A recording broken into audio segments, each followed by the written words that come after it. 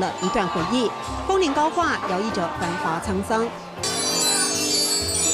独一无二却是逐步凋零。民国70年代，每一款都有成千上万的海外订单。吴秋英代工出口，见证当时台湾陶瓷产业的巅峰期。对，因为我们那个体积很小，对，所以那个货柜一个柜子大概100-200万。我们如果出5个柜子，就有1000万。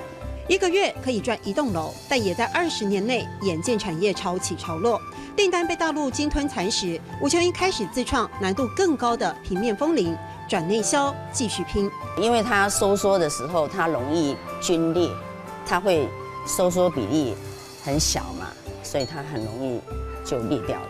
因为困难就放弃，吴秋英笑说这不是客家本性。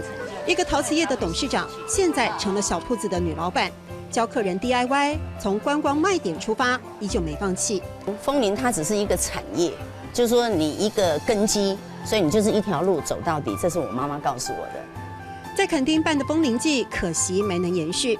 吴秋英这些年投入社区总体营造，看淡低潮，踏实创造重生的机会。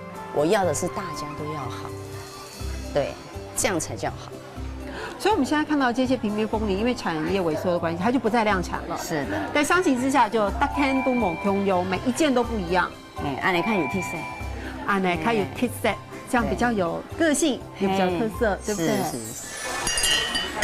风铃妈妈的风铃世界，她希望这样清脆的声音能够在更多地方带给大家幸福的感觉。不过，我们又再一次看到了产业没落、被迫转型的一个故事。她说还没有放弃呢，结合社区总体营造，也许还有机会。北天都无穷用，安尼较有特色。北天都无穷用，安尼较有特色。